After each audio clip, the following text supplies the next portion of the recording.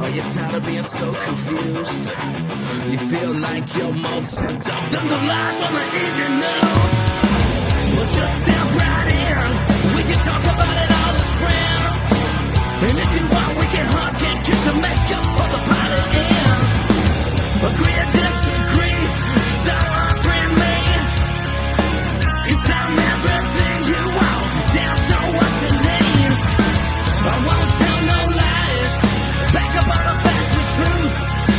And if you can't get down with that, you must be somebody's new.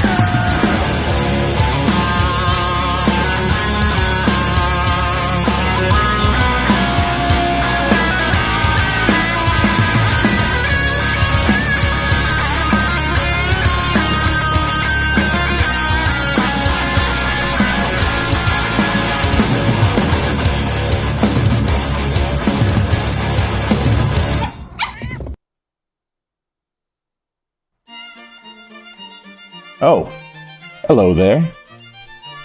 Come closer. No, closer. Thank you. It's wonderful to see you here today. Just a little light reading. I want to show you something. Right here. The Don't Unfriend Me Show. Closer. Can you see it? That's right. The Don't Unfriend Me Show. In rock and soul. Save your soul by picking it up today. Thank you. And be cool, like the Don't Unfriend Me Show.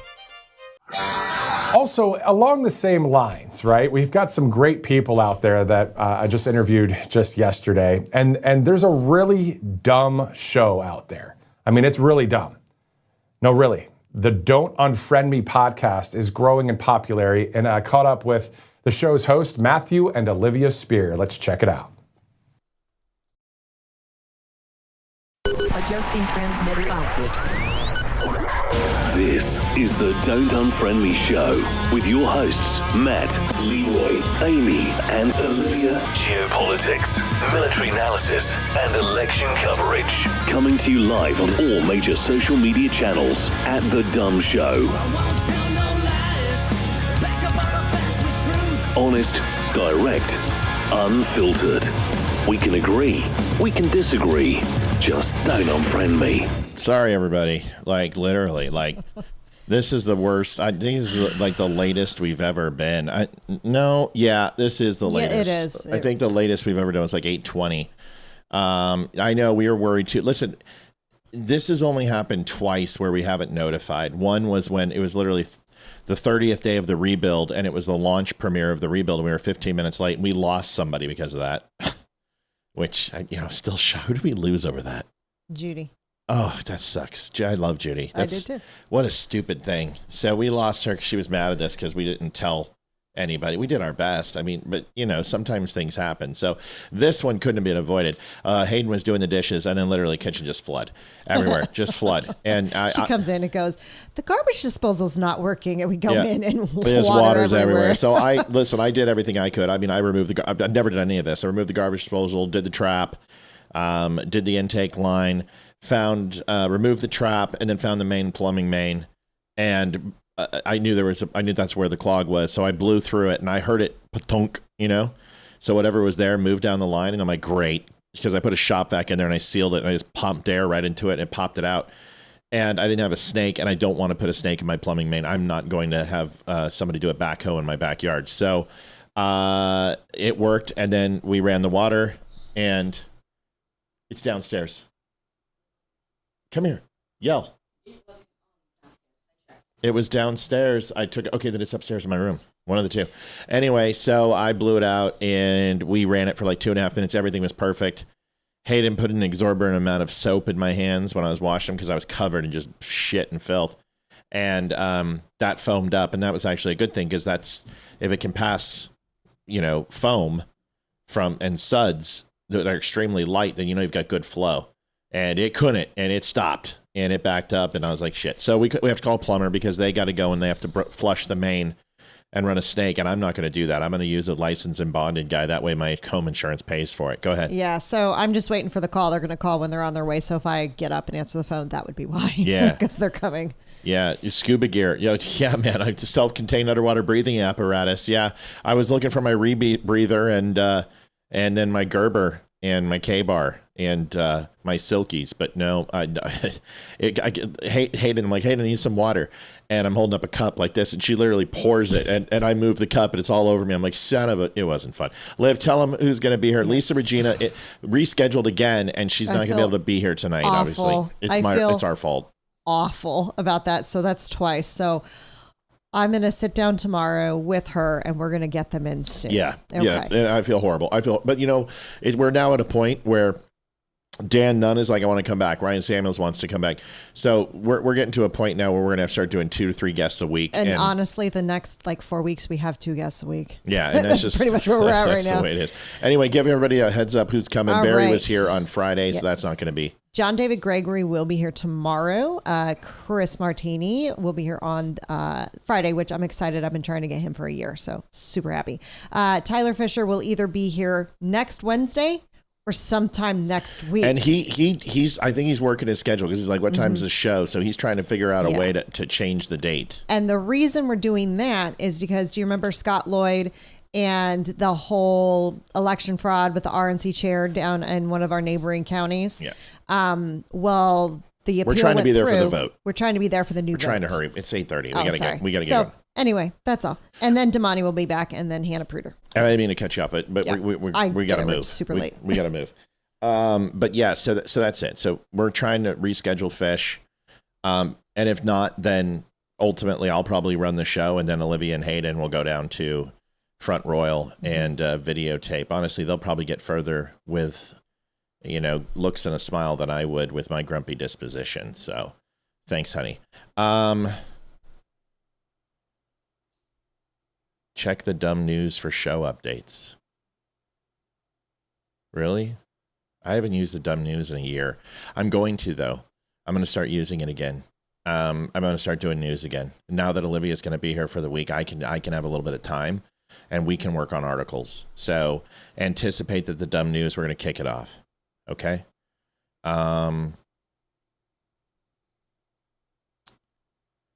Yeah, my retired plumber friend says the garbage disposal is the most detrimental appliance to ever be invented for the kitchen. If you think that I'm not thinking of circumventing popping that disposal, and now that I know how to do that, popping it out of there and just dropping a main down there or a line down there to the trap, I'm really close to it. And what I want to do is get one of those little things where all you can do is shut off the water and open up it's got like a flap door where you can pull it up and clean out a little basket that'll catch any debris. What do you mean getting rid of the garbage disposal? How does that work? You don't put food down the garbage disposal. Yeah. Well, I guess that's the good point. You scrape every single piece of morsel off the freaking thing, like except we did for like when it broke before. Yeah. Yeah. because they suck. And the boiling hot water, we do it all the time. We do the ice trick. I do lemon. I cut up a lemon and do it with the ice. It is what it is. It is what it is. And yeah, so okay. I didn't grow up people with didn't one, so. People didn't wait an hour and a half to hear us talk about our disposal. But the guy's coming, and that means that that's going to cost money, because it always does. Listen, you would have been proud of me, folks. I have never worked on plumbing before. Really, that's not true. I replaced a kitchen faucet and, put a down spigot in, reverse osmosis. But this was more advanced, and I took the garbage disposal apart. I did everything, and I just basically took one step at a time until I could put my arm through the sink and go, okay, it's not clogged there. Anyway, yeah, we're gonna do articles again. Yeah, I know. Oof. Okay. But anyway, donations, folks, we're all about it. $300 is where we're at. You can donate at thedumbshow.com/donate. Call this plumbing night in the Speer House. We have jacket night. We have Red Friday night. This is pay the plumber, because the plumber's going to be here, and that son of a bitch wants $169 to come out here tonight. Just to look at it. Other than that, we have no idea for how much it's going to cost. $169, he better give me $69 is what I'm saying. He better take me up in the bedroom and cuddle with me. All right, so we've got a lot of stuff going on. First of all, Tate Brothers. This is a big topic. If you guys don't know who the Tate Brothers are, this is the new, supposedly there was some sort of opening for alpha males, where alpha males need to redefine themselves by wearing shoes that are borderline high heels with no socks, pink pants that go up to their knees. I don't know what type of shit this stuff is, but this is like pimp culture. This is not alpha. This is weird. I don't consider alpha to be the way you dress. I consider alpha as the approach you have on life. And the Tate Brothers are not alpha. They are literally in up to their eyeballs in legal trouble. Now, people are like, oh, this is, they've been exonerated multiple times. You have to understand, with a lot of money comes a lot of influence and a lot of power. But there are people who are absolutely defending these guys because they're Trump supporters. I'm noticing these rituals that are taking place inside in MAGA, where if you support Trump, it's okay. Another thing is these what are they, flock cameras? What are they called? I'm not sure. The cameras that are recording everything in intersections. Oh. It's not Slack. Is it flock cameras? I think they're flock. Maybe? I'd have to look it up. I'm not sure. Look it up. So I think it's flock. So the flock camera, if that's what it's called, it's flock. Okay. So a lot of people are like, wait a second, it only saves for 30 days. And I'm like, so it only has your finger up your personal colon for 30 days? Folks, just because our phones can track us, and they can spy on us and listen to it, doesn't mean we continue to give our freedoms away willingly. I mean, at some point we have to make a stop to it, or we're going to have a totalitarian government. You think you guys would have learned when Obama literally spied on every single American and collected our emails and our phone calls and went through our web cameras and collected dirt on all of us? And now the government wants to build these giant data centers, and they're saying it's for AI. But is it possible, and could it be, that the expansion of the surveillance state is not being able to keep up because artificial intelligence is being used at such a rapid clip, and so much computing and heavy computing and searches and creations are being done that they need more data in order to store that information? You think? So the thing about AI is AI at the terminal end, its job is to go ahead and run and process information. Your computer doesn't take a load on that. When AI is working, it's not pulling from your processor and computing. It's pulling at home at its terminal end. Yes, that needs more data. It needs more bandwidth, all of those type of things. But if you're going to assume that the government, which spies on us, and we know they spy on us, all of a sudden AI is introduced and they're just doing this for our benefit, that's what you think? Then explain to me why every single home in America doesn't have fiber optic. Oh, so it's not for our benefit, and it's not for our speeds. Why don't we have free internet? Steve Jobs wanted to propose it. Every time you bought an Apple computer, you'd have free internet for life. The government wouldn't let him, and the FCC struck him down. Why? Good question. I have no idea. Yeah, every time you bought an Apple computer, you got free internet for life. That's what Steve Jobs wanted to do. FCC said no. So help me understand, if this is all for our benefit and data centers are being built just for our sake to be number one and beat China and all these other countries, then can you go ahead and apply the same logic to the internet all the way from 56K up into the moment? And since when does the government do anything for free in the best interest of the people? Never. Okay, so let's go ahead and maybe question a little, because I'm not a libertarian, but I'm like, I'm sorry. Yes, I choose to have a phone. I choose to have a computer. I know what they can do, and I know how to stop them. See, that's the thing, is I know how to surf the internet, and I know how to go ahead and cloak myself from being less easy to track as far as what data I consume and what I don't. And I have a Mac, and Mac has privacy features, which are absolutely impenetrable. And if you think they're not, go and read some of the cases where the FBI has had to sue Apple to get information off of a phone or a computer. They don't give that shit up. They don't have backdoors into those systems. You might think they do, but they don't. Because there's something that I used to do called intelligence, and we did system collection on Apple. And I tell you, ask Leroy, he'll tell you the same thing, that they don't do that with Apple. But they do it with Windows. They do it with Google. They do it with every other platform out there. But Apple is very, very seriously centered on focusing on your privacy. So anyway, I don't care about flock cameras, so to speak, but we had them in Texas, and I've shown you videos of people who were innocent getting rounded up by police officers. So I have a little issue with surveilling 24 hours, 7 days a week. And I don't care that there are cameras at intersections, because here's the thing. Connected logistical intelligence from digital medium is a real thing. It's called backtracing, and it's been used for a long time. It used to be used with satellites.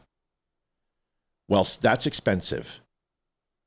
And the NSA used to be able to recreate long pictures, especially over vehicles, freeways, and everything else, and recreate patterns of where people were going, and systematically put a chain of digital evidence together from satellite and birds to go ahead and track where people were going, not in real time, because the data wasn't fast. Well, now they can go ahead and get somebody with a phone who's actually has their camera accessed and ignite that information in the cloud. They can go ahead and pull up CCTV. They can pull up flock cameras. They can pull up people's Ring cameras, and on and on and on and on and on it goes. And they can recreate the steps. That's what they did with the guy who killed Charlie Kirk. Robinson, Tyler Robinson. Yeah.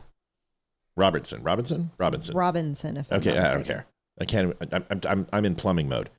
So they recreated and backtraced his steps. This is the way it works. Backtracing is fine, but that data needs to be collected, and it needs to be stored, and it needs to be housed. And if you think that that's easy, and you think that that's small, well, let me tell you something. When we just had Pac Bell, which was analog over-the-air phone calls being connected through a PBX and transferred by wire and not satellite and cell towers.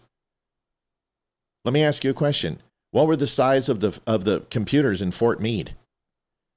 3 football fields of computers, of teletype, just literally recording analog phone calls. How much do you think it's going to take when we're literally doing teraflops a nanosecond in data transfer?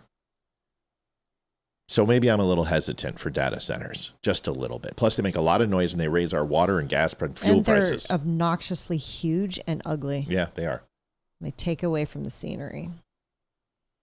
Ooh, that's big. That's a big one. $100 from Anonymous. Start the plumbing fund. Thank God. Yes, please. Thank you very much. Yeah, let's not go down the drain, folks. Here's the Tate brothers. I went off on a tangent. I'm sorry. Edward Snowden it's a duopoly.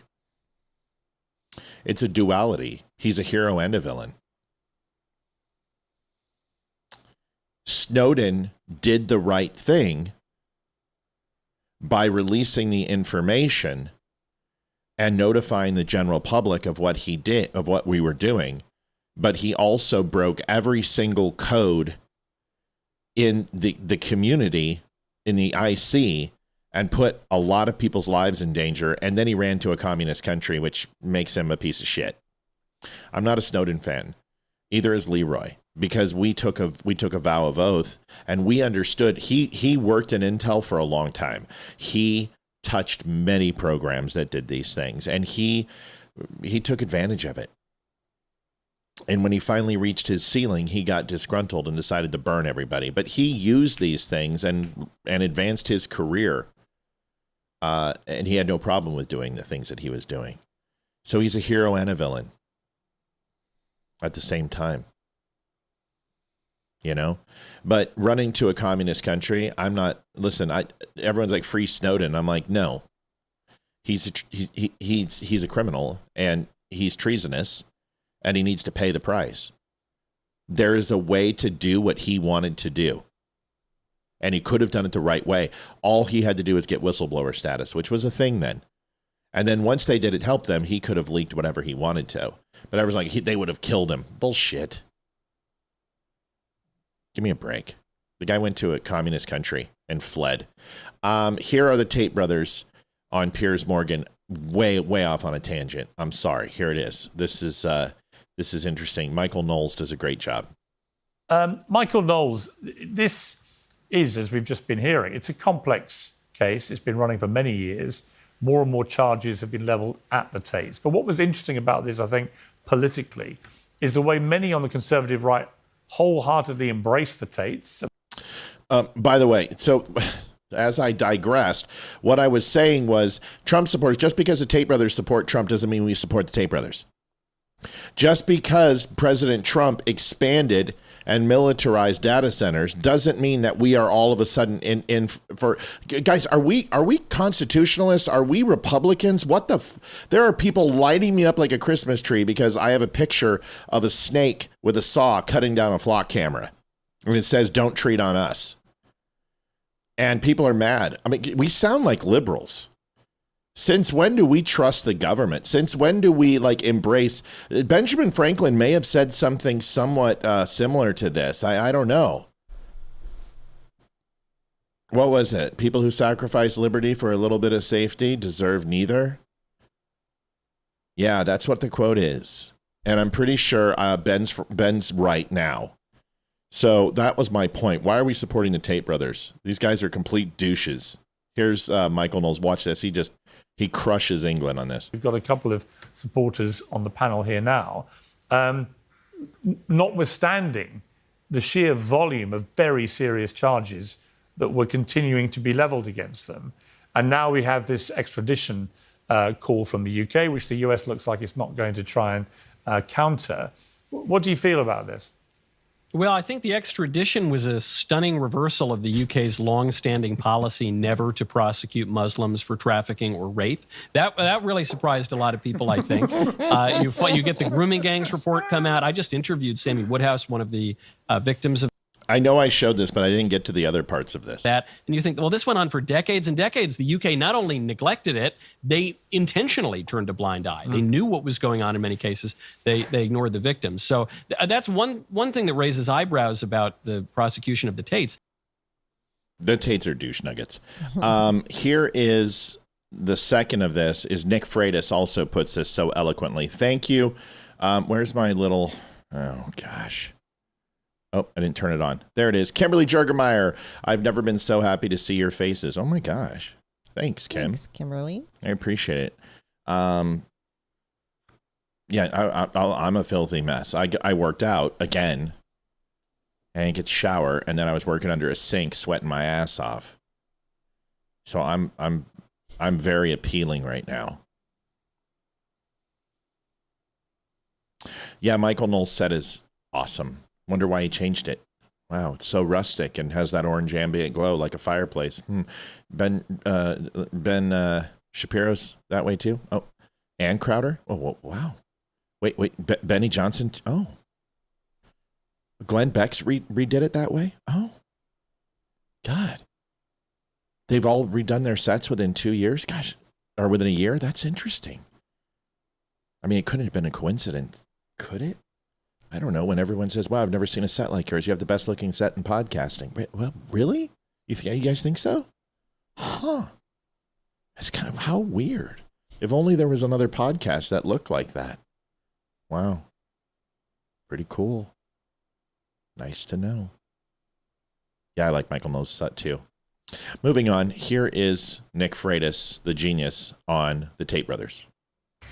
Well, Andrew and Tristan Tate have been arrested on multiple criminal charges and are awaiting extradition to the United Kingdom to face trial. What I find interesting is a lot of people on the left associate Andrew and Tristan Tate with the right because of their opposition to feminism. What I find interesting is that when they defend their actions, they don't sound like conservatives. Here's what I mean. Whenever they say things like, well, isn't it true that you guys were dating multiple young, impressionable girls? They're like, no, not at all. No. We were dating strong, independent women fully capable of making their own decisions. Well, isn't it true that you were having sex with a lot of these women? Whoa, well, yeah, sure. But, promiscuity is a sign of female empowerment.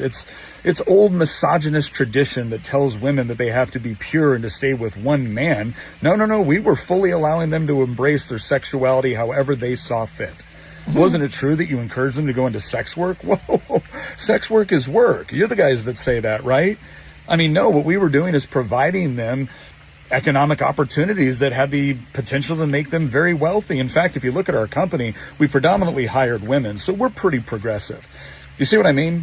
They're not using a Christian or a conservative moral framework to justify their actions. They're using a very different framework, and I recognize it from somewhere. Where is it? Nick Freitas, everybody, my hero. I've tried to reach out to Nick a couple times. We will cross paths. Did Leroy drop our name when he... I don't know. I think Leroy got starstruck and got a boner. But the thing is I know several people who know Nick. And it's going to happen. It's just a matter of time. And that is a conversation. Like, there's two people that are on my list, and it's Nick Freitas and Mike Rowe. Those are the two guys I want. I lived at Mike Rowe. And Ollie North. And even though Ollie lives like literally right next to us.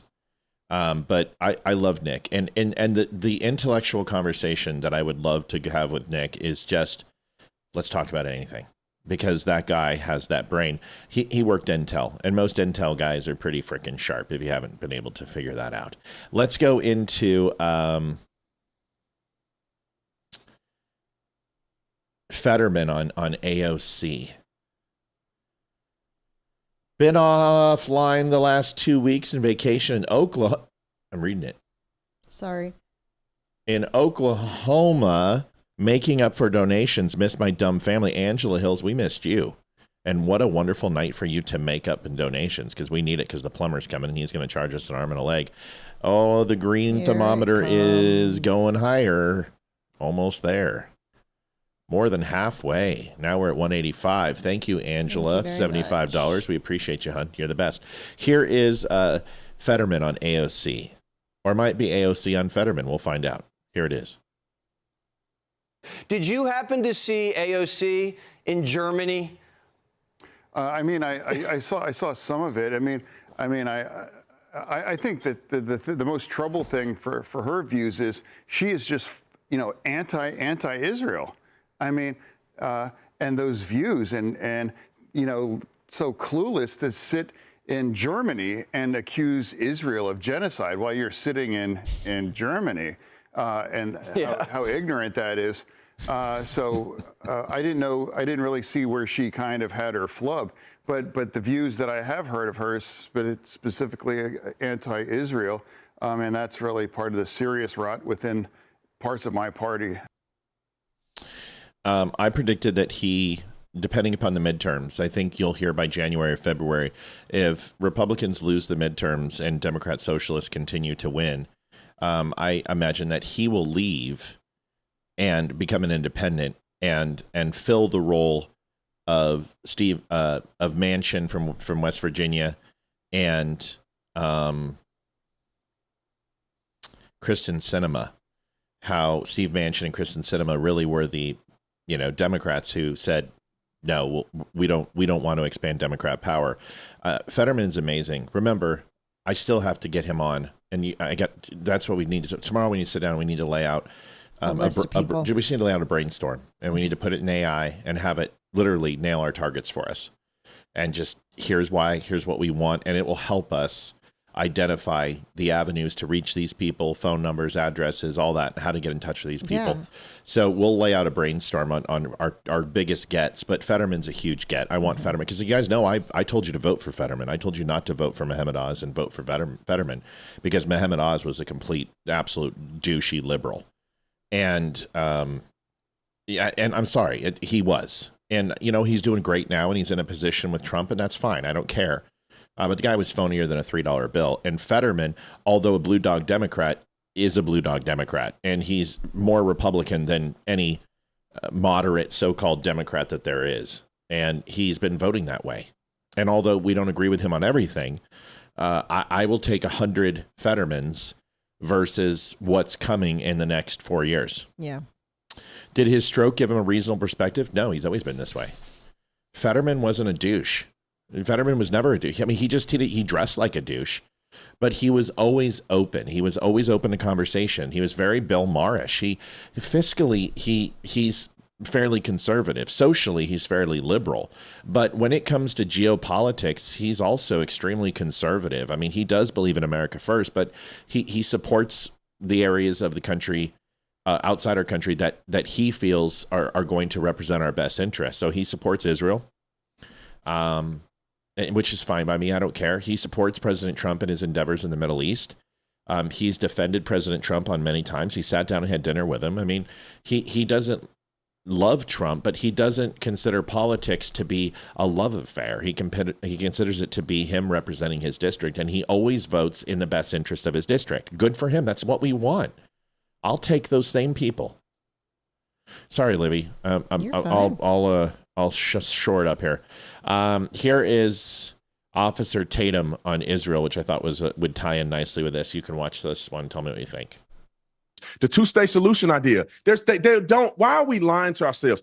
They don't want a two-state solution. They want Israel to be absolved. They do not want a Jewish state. They made it clear, I don't know for how many years. Netanyahu, they removed Jews from Gaza and gave it to them. And what did they do in return? They elected a terrorist organization that extracted funding and resources from them to build tunnels to create terrorism against Israel. They cannot live in peace with these people. They continue to fight against Israel and the Jewish state. Pretty simple. Yeah. It's not too difficult. I mean, Tatum speaks fairly plainly. And I always am shocked that every single person knows exactly how much money we give Israel, and nobody knows anything about all the money we give to other countries. Only the Jews. Israel. I wonder why. How come people always at 3.3 billion? How do you know that? Oh, well, because I read it somewhere. Well, did you read what we give Qatar and Egypt and Afghanistan and Ukraine and Bosnia? Yeah, Ukraine and all the other countries. Yeah, so there's a lot of the question is would you give a shit if it wasn't Israel? And the answer is no. I just think they're so disingenuous. Just say you hate the Jews. Just call them dirty Jews and you hate them. Just say it. It's so much easier. No, see, you're saying I'm an anti-Semite because you fucking are, and you're playing word games. No, I'm an anti-Zionist. What's the definition of Zionism? The sovereignty that Israel has a right to exist. If you're anti-Zionist, then you believe Israel doesn't exist. What's Israel full of? Jews, but also Arabs and Orthodox and Christian and lesbians and gays and straights and Egyptians and Moroccans.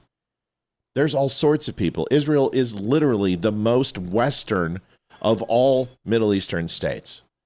You know what's funny? Here's the sad fucking truth. It's going to be more Western than Europe soon. That should terrify people. Israel is going to have more focus on white Jews, European Jews, and Anakazi Jews than it will natural German, French, and English soon. That should scare the living hell out of everybody. All right, moving on. This one's for you. Tomboy, she is not. JD Stillwell, $25, 210. We're moving right along, folks. Thank you. For good pipe cleaning. Hey, JD, did you name the puppy? By the way, did you see the comments I made on the picture of the puppy? Can we talk about this? Okay. You need to send the picture so I can show them. Okay, let me find it. So you do this. I'll do this. Oh my gosh, so many texts, people. I'm sorry. So I'm so sorry. We were so busy. We were not able to. We weren't able to. We're all okay. Yes. We're all okay. A lot of people sent. Oh my gosh, everybody was sending stuff. Okay. Joseph says, I'm moving to Israel soon. You should. It's a beautiful country. Nothing wrong with Israel. You know? But also, there's nothing wrong with certain parts of the Middle East. Morocco used to be beautiful. So did Portugal. Libya had beautiful spots. I mean, Egypt, not anymore. Like Kuwait.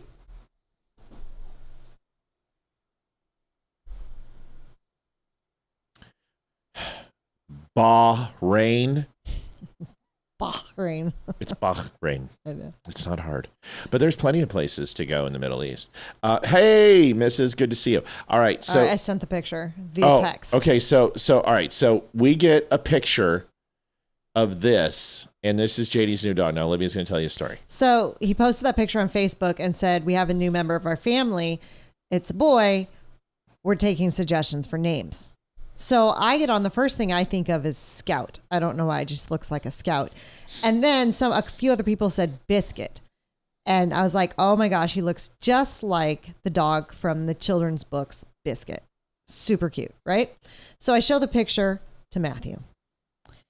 And he looks at it and goes, he looks like a snickerdoodle. And they can call him Snicker for short, but not with the hard R. So it's got to be Snicka. And I'm like, Snicka, please. Oh my gosh. I'm not going to repeat the rest of what you what I told me said to say. was, if he runs around in a mud puddle, you say, you dirty Snicka, get in here. It's like, I'm not going to And then if he starts begging for food, say, you're a lazy Snicka. You're not getting any food. Snicka, please.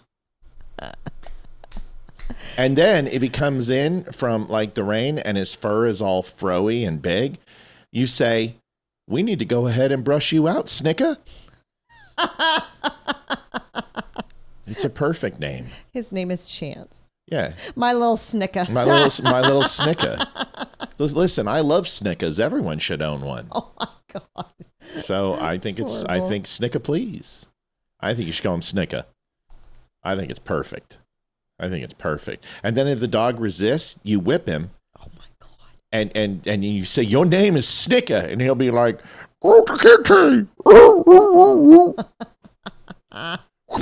Snicka, please. So racist. That was funny. Olivia wouldn't send the text. No. Suzanne McGoran, $20, $230. We're getting closer, folks. That green bar is going up. Little help with the plumbing. I was worried about you guys. Yeah, so were we. It wasn't fun, but we got her done. Yes, we did. I loosened it for him no matter what. We had it. It was great. And then it's just the clog is too far down. Cheryl Brandis, a little something to help, $5. Thank you, Cheryl. We're really close, folks. We're about 65 away. Nice to see. All right, let's get to it. Tomboy, she is not. Please. It's like when we played pirates as young children. Our parents didn't cut our legs off and make us go ahead and draw everything out with long R's. This tomboy says the same. Watch this. I'm sitting here thinking about how screwed I would be if I was born today. Because when I was a kid, I freaking loved playing with the boy toys. When we'd go to McDonald's, I had to get the boy toy. The girl toys I thought were trash. I also, when I found out I had little brothers coming, I decided I was switching to boy clothes because I wanted to give them my hand-me-downs. And you know what? The jokes on the kids' shirts about farts, I thought it was funny. I still kind of think it's funny. I wasn't fancy with my hair. I wasn't into all of the shoes. I didn't like Barbies, Minnie Mouse, none of that stuff. And if I ever played with those things, it was because the boy toys were like destroying the Barbie civilizations.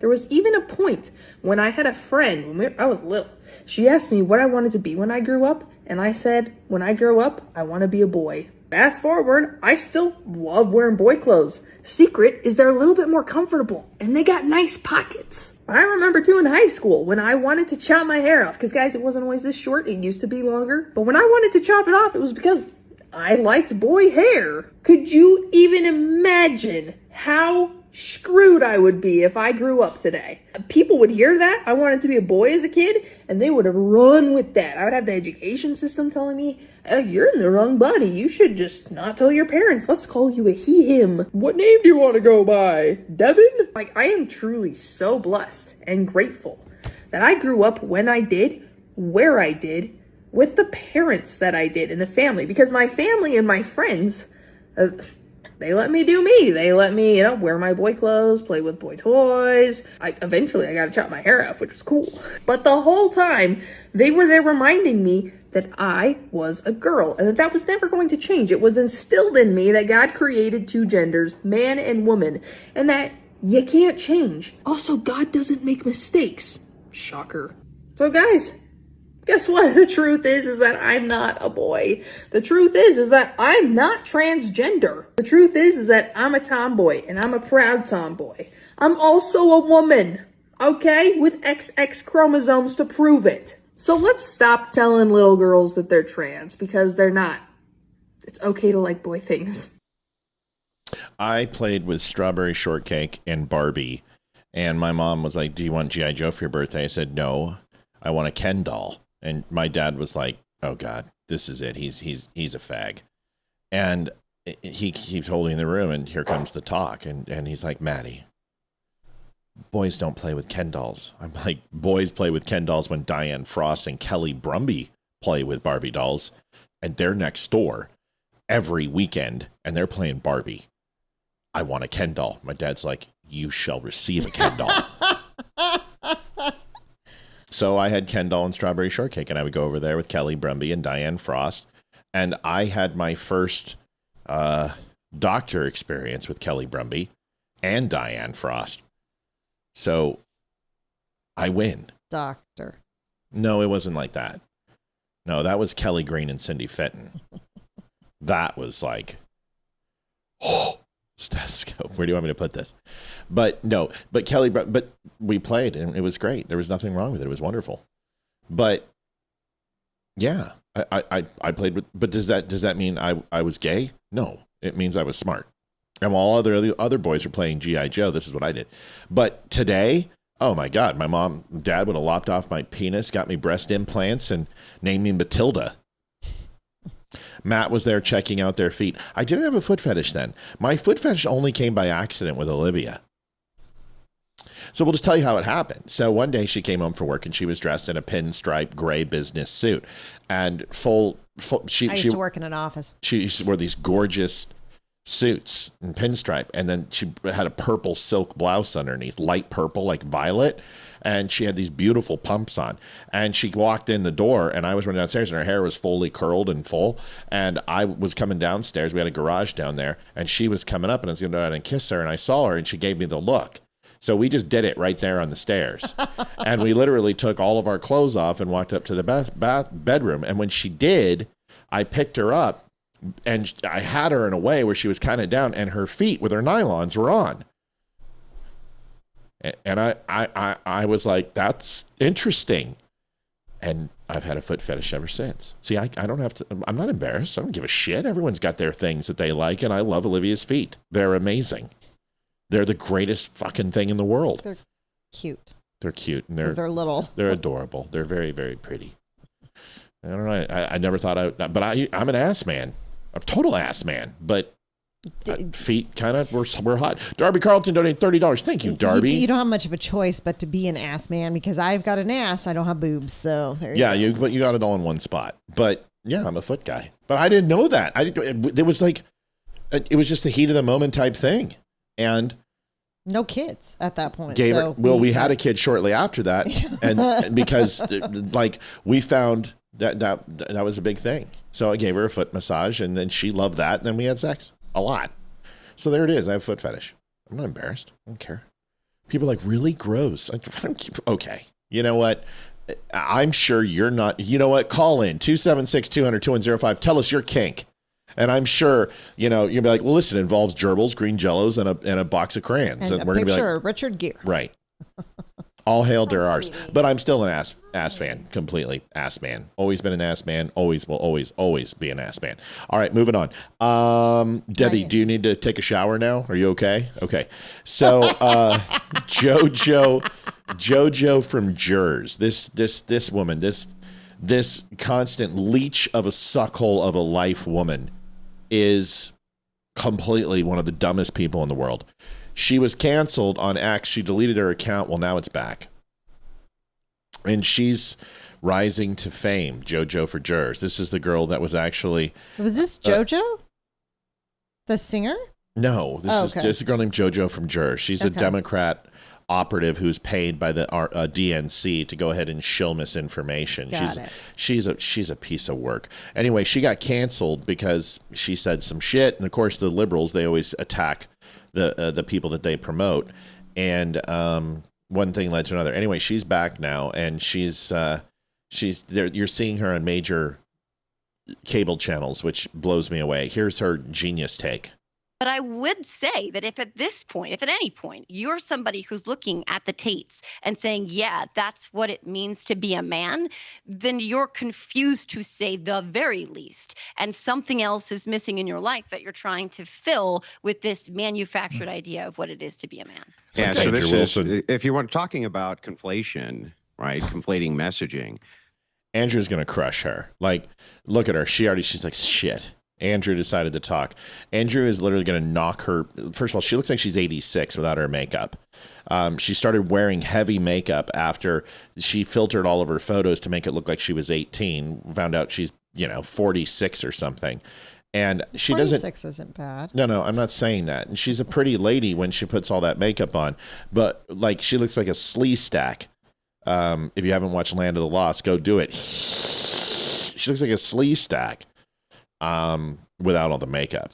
Here it is. This is a woman who said that Charlie Kirk was the king of the incels, right? Yeah, so see, this talk is about right. Talk Dude, about don't know what words. Talk about what don't. Doesn't even know what incel means. Incel is a person who is very, very awkward, usually an online personality, gamer, living in his parents' basement, who can't copulate with females because they ain't got no game. So when you call someone an incel who's married, who has copious amounts of sex because his wife's feet are hot, that's not the word you call them. And you certainly don't call Charlie Kirk, who had kids and had Erica. And honestly, Candace is still trying to fuck Charlie Kirk, and he's been dead for almost a year. The guy had game, obviously. Don't know what words mean, right? A guy married to former model, right, who has children is king of the incels. It's like, give me a break. That's one. She also said that he was the head. What happened. Hang on. I didn't interrupt you. I didn't interrupt you once. You're right. I'll let you finish and then I'll respond. So he also said that he's the king of Hitler Youth, right? At TV USA. They don't know what words mean. And so here she's going to pretend that suddenly she knows what the word masculinity means. Masculinity is set and enriched through virtue ethics and the idea of the virtues around the male and the idea of virtues around the feminine. That's how we even know what femininity is, what masculinity is. There's some parts of Tate's message that I agree with you are really, really poor when it comes to that. But there's other parts of his message that weren't very poor when it comes to that. So don't try to tell us what masculinity and femininity is. You don't even know what words mean. If you're going to call a guy like Charlie Kirk the king of the incels, you don't even know what words mean. Okay. Well, can I point out? Was married does not mean that Charlie Dave, I'll come to you in 1 sec. Because Charlie Kirk was married to Erica Kirk, who, by the way, may or may not have been introduced to him by Donald Trump. Because she worked for Donald Trump before she met Charlie Kirk. So what? Gives a shit. So what? Well, there's lots of speculation as to how that all came to pass. But to say that Charlie Kirk was the king of the incels is not a referendum on Charlie Kirk's choices in his life.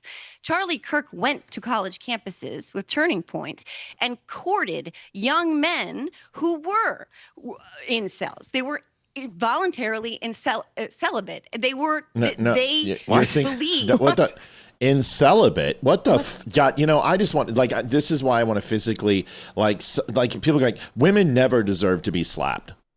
This is a perfect example where Sean Connery was right. Like just a little bit. Just like if you've already told her once, she won't leave it alone. One more time. So am I saying domestic? Yes, that's what I'm saying. Domestic abuse is great. Yes, absolutely. Beat your spouse. That's what I'm saying, everybody. What I'm saying is this woman is, first of all, in celibate. You understand that you literally just undercut your entire argument, number one. Number two, you're thinking of Nick Fuentes. The incels were not Charlie Kirk. In fact, Charlie Kirk told his followers, get married, have copious amounts of sex because it leads to babies. And that's a good thing. Quote, Charlie Kirk, he was always about people being promiscuous if you're married. And there's nothing wrong with it. So anyway, let's hear what Incelibate has to say. What are you talking about? Just making stuff up? No, Charlie Kirk went on college campuses and he found a bunch of young guys who didn't know where they belonged, right? They didn't have a group. That doesn't make them incels, though, Joe. That doesn't make them incels. There and he fills this void. And yeah, that was part of the original draw of Charlie Kirk. How does that make them incels, Joe? How would that make them incels? He has a pro-marriage, pro-family message. Get married. They wanted to blame somebody else for the fact that they didn't have enough game to get a girl. So it was somebody else's fault. You're just making it up. That's not USA's message or Charlie Kirk's message. Whoa, just a little off. She blocked me. She was one of my first blocks. Like I feel good. Like I broke my virginity with her. Mello, $51.99 plumber outfit. Yes, ma'am. Well, I'll lay the pipe. Would this be after the Hillary Clinton block with the blue dress comment? JoJo from Jers blocked me first, then Hillary.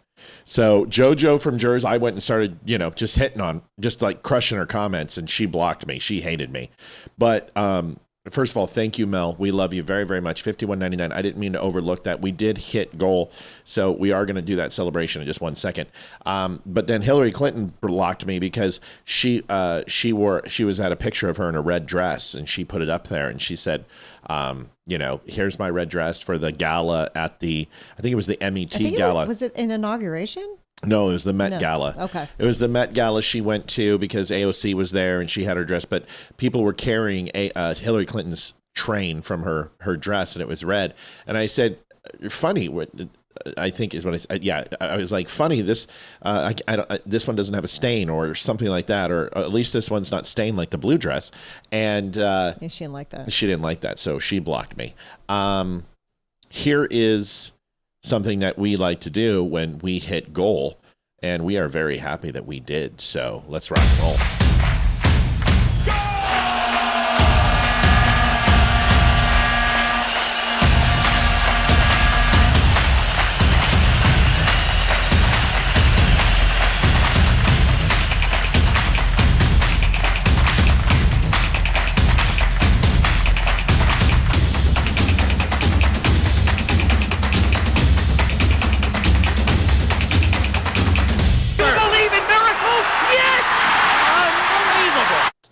Vicky, I'm sorry it's been a tough day.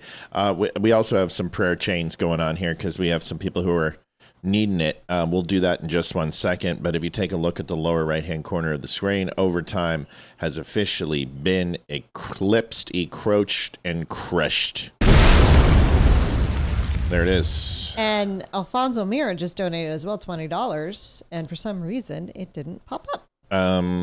Because I don't have it up on that screen. Thank you, Alfonso. Thank you for your donation. That puts us at $336.99. We're going to be able to pay the plumber. Thank God. We appreciate you. So prayer warriors, Liv, why don't you pop that through and then we'll talk about it real quick. Okay. Why don't we go down to that third email right there, please? Yes. So thank you, Lois, very much. Appreciate it. So we have a listener who's going to be MIA. Daughter is going through permanent dialysis and will need a kidney transplant. She has been through so much. Type 1 diabetes sucks. Thank you for calling the prayer warriors. Yeah. So, Olivia, do you want to reveal who that is? Yeah, it's Joanne Townsend. And I had asked about prayers. She reached out to us and I asked about prayers, and her daughter's name is Holly. And she reached out to us today, and she's taken a turn for the worse. So just pray that she can get that. This isn't our first time. No, praying. That she can get that kidney transplant. And yeah, type 1 diabetes is It's not good. No good. Lois, thank you for your $20. And we absolutely, everyone put your hands together for Joanne Townsend. Say a little prayer. I know we always do after the show, and sometimes we do it during the show, and we've prayed before. But let's put our hands together and say a little prayer. In fact, if we're all willing to do that right now, it'd be a good idea. Liv, why don't you lead us off? Yep, here we go. Takes just a second. I know. Oh, look at that hair. Oh, God. I'm getting a haircut tomorrow, aren't I? Yes. Okay, good, because it's getting freaking, look at that. It's getting long. It's getting long. Yes, it is. Oh, God. See, there's no vanity left. Go ahead. All right. Dear Lord, we come to you tonight to ask for you to give Joanne Townsend strength and Holly strength, and to have you show your presence to them and help them get through this trying time, and to hopefully help that Holly will get a new kidney soon as well. And also that anyone else who is struggling right now or is having health issues or anything, that you just go into their lives and help them and give them the strength and courage to get through what they are going through. In Jesus' name, amen. Amen. I'm not very good at it. You're very good at it. What was wrong with that? There was nothing wrong with it. It's beautiful. Congratulations on saying a beautiful prayer. Thank you. There's nothing wrong with that at all. Vote Republican. Yes, please. What do you mean everybody's leaving the Democrat Party? What are you saying? Because the Republicans have more common sense? Because the Republicans have more decency for humans? Because the Republicans want to actually put criminals away in prison, secure the border, and take care of American sovereignties? I mean, you see how their supporters act. They act like children. They act like little kids that don't get their way. And why is it that 80% of the people that are voting for socialism are all rich elitists? And all the socialists that are running are all from elitist backgrounds, where 90% of them have never had a job. Never held a job, not once. Because what do you mean, Democrat? You want to abolish prisons? Why would you want to get rid of prisons? I mean, where are all the PDFs going to go? Where are all the murderers, the rapists? Where are they going to go? And what do you mean you want to abolish ICE? Is that, for someone to want to abolish ICE, that really says a lot about your party. When ICE is fighting human traffickers, terrorism, and illegal immigrants, and drug traffickers. Me, honestly, I think the Democrat Party is collapsing. I think they're collapsing. I don't think they're not the party from like the 90s no more. They are completely communist now. As the Republicans keep gaining traction for having more common sense and wanting to protect Americans' sovereignties and wanting to protect Americans from illegal immigrants, Democrats are just crashing to the ground because it's clear to everybody in this country. So just recent news was in 2025, the DNC put its corporate headquarters up against a $15 million loan against their property. Ooh. So if you think they're leveraging their property, that's how bad they are from a financial standpoint. You keep hearing that Democrats are in this wonderful spot and, you know, they're just going to take the primaries or they're going to take the midterms, and they're struggling. And financially, people are not giving to them the way that they once were. And it's because of the ridiculous spending of Kamala Harris. It leveraged the party. I mean, they spent $1.5 billion in less than 90 days. Jeez, that's insane. That is insane. It's more than Brewster's Millions. Yeah, that's a shit ton of money. Was right? that a New York or Boston accent? That sounded like Philly. Oh, really?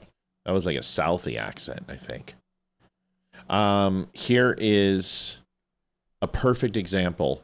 Oh, wow. Paul Rivera, $51.99, 408. Thank you so much. We needed it. So much. Appreciate it. It's the end of the month. Mel beat me to it. Strong work, sister. Thank you all. We appreciate you very, very much. It means the world. It absolutely means the world. Thank you for taking care of us tonight. Sorry we were so late. We feel horrible. So the DNC, but yeah, this was going to be my first article today, but of course things happened. But yeah, the DNC was just shown against FEC loans or FEC disclosure that they took a $15 million loan against their own property. Is he here? No, that's Ethan. I think he's doing trash. Okay, so here's a perfect example. Anne Hathaway. This is the star. Now, I've been told that like the love for the Odyssey is like, some people are like, it is woke as shit, and some people are like, it's amazing. Is that Yes. Is that Mama? Mama Raymond. Hi, Megan. Megan, stop by. I'm trying to get Megan on the show. Great. You guys would love her. Megan, did you send the plaque? I text. I know you're busy with your grandmother. We don't have time for this shit. We expect results from your business. I'm going to call. I need to talk to your manager. We need to talk Can we get a man to help out? Can you see if Randy can help out? Because we need a man to solve this, obviously. I love Megan. Megan's one of my favorite people in the world. Yeah, Kamala's campaign crushed and good.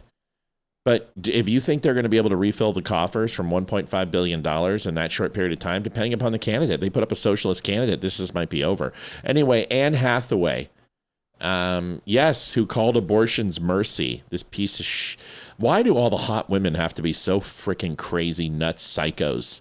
I mean, Anne Hathaway is a smoke show. I'm sorry. And she's a nutter of the nth degree. Here is Anne Hathaway, and I'm going to put up her net worth while she talks about this. With the exception of being a cisgender male, everything about how I was born has put me at the current center of a damaging and widely accepted myth. That myth is that gayness orbits around straightness, transgender orbits around cisgender, and that all races orbit around whiteness.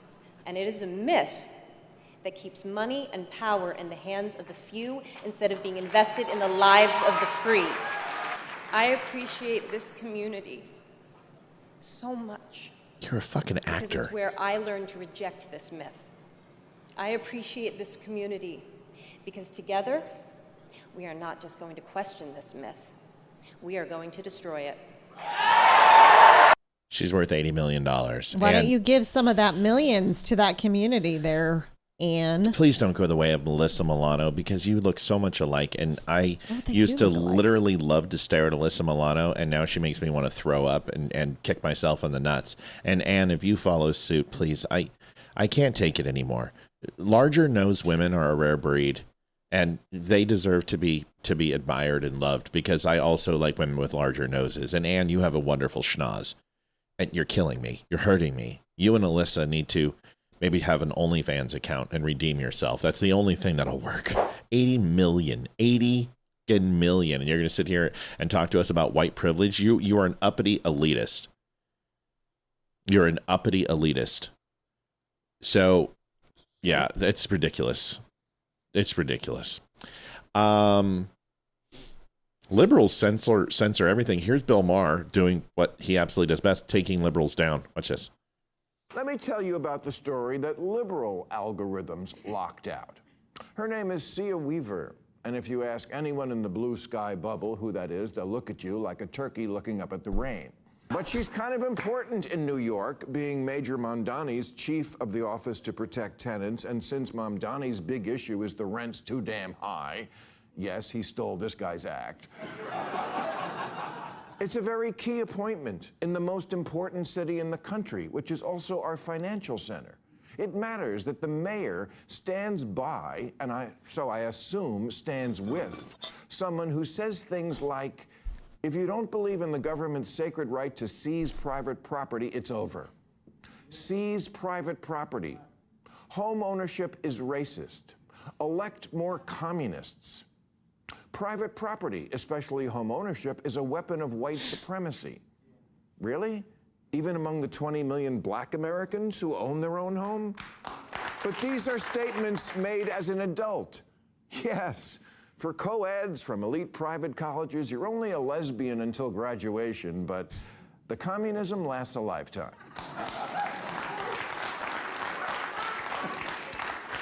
Democrats seem to be having this debate whether or not Mayor Mamdani is a socialist or a democratic socialist. Let me settle it. He's a straight-up communist. How do I know this? Well, I'm reading between the lines when one of his major advisors says, elect more communists. It's pretty cryptic. Whoops. No, we're not doing the, knock it off. I always love how they try to put lipstick on a pig. No. We're Democrat socialists who want to release everyone from prisons, that want to defund the police, that want to absolve the Senate and the presidency, that want to go ahead and have open borders and give amnesty to every single illegal in this country, that wants the government to control all means of production and there is no private ownership anymore. Folks, I don't know how to tell you this and break this to you, but that is communism. I know it's hard. You gonna go? No, he texted. What did he say? Read it out. Let's We'll do it see. together. We'll call him on the show. Hey, buddy, come fix our sink. Hurry up. Oh, it's just basically saying who he is. Just say he's on his way. Is he Mexican? His name's Raj Soni. Raj, we're all gonna die. I probably shot his grandma or something. So we're in trouble. Just gives a little bit of about him. So that's all. He's on his way. Cool. Okay. Lumber's coming. Well, good, because I don't want him here till 2 a.m. So afterwards, Hayden's like, so I'm going to finish the kitchen later. And I said, no, you have to finish the kitchen right now and flood us again. Because, you have to get the kitchen. Right. I'm like, no, do the kitchen later. She's literally gonna snuff us in her sleep. You know I that? know. Like when we're like 80, she's gonna be like, Mom, Dad, look at the funny pillow. What was that? That's my Ecamm, my board. My soundboard wasn't working, and I was gonna make fun of, No, but like your entire picture just like went blue. It's my soundboard. Oh. And that's what it does. Oh, I didn't know. But it's not working, and this has been happening quite a bit.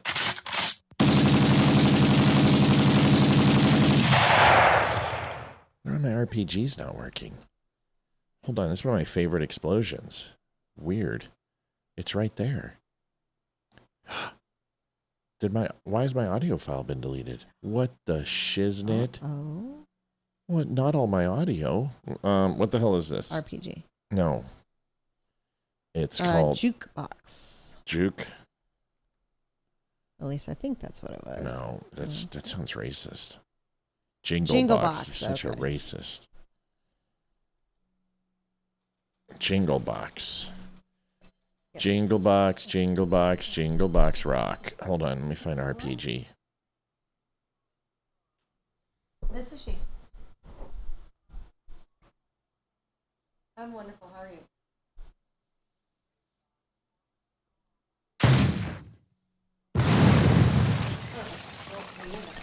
Now I'm happy. All right. Thank you so much. Bye-bye. Assalamu alaikum. He has no accent whatsoever. He'll be here in 44 minutes. Fuck. It's going to be a night. Okay. Then we got to get going here soon. Let's see. Okay, there's some good ones. This is a skit from, so good. So good. The Babylon Bee is back. And they've, see, I found my RPG. See? Makes me happy. This is a liberal leftist goes back and tries to kill Hitler. It's so good. Enjoy this, folks. You're going to love this. Watch this.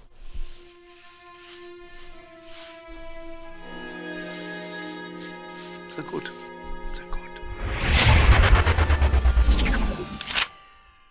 I'm a time traveler from the year 2025, and I've come here to kill you, Hitler. Oh, not again. I'm never gonna have enough time to finish these paintings with all of these time travelers trying to kill me. Well, I'm going to succeed. Before you pull the trigger, can I just ask why? Why do all of you people want to kill me? Isn't it obvious? I'm a progressive, a liberal, a fighter for social justice. And you are a fascist who implemented a reign of terror.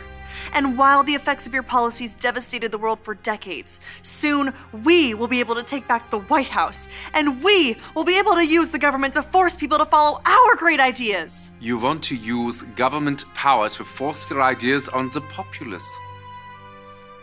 Me too! That's fantastic! What? No. Ugh. You and I have nothing in common. What I'm saying is there are people in our time with dangerous ideas, and we need to silence them. Silencing those who disagree with you. I do that too! Oh, wunderbar! Oh, the Nazi movement will not die with me. Don't give me that! I'm enlightened, and you're as bad as, well, as Hitler. Listen, what I'm trying to say is we are very close to implementing a utopia, as long as we can get rid of some certain undesirable people groups. Yes, like the Jews. Yes, like the Jews. Oh. So, in the future, you also do not like the Jews? Well, no. But we don't believe in segregating all the races like you do. I mean, except for like graduation ceremonies. In dorms. And hiring practices. Oh, and admissions policies. That sort of thing. I, too, am a fan of the segregation. I'm sorry, I have to ask, is this a real firearm or is this some kind of toy for kids? It's a flare gun. I'm trying not to support America's toxic gun culture. I'm a firm believer in gun control. Gun control! This was one of my ideas too. Ban them from the undesirables. Yes, look here. Oh, and your shirt. This is an organization founded by Margaret Sanger. Yes? Wait, you know about Margaret Sanger? Jawohl, of course. Oh, she's such a lovely person. No.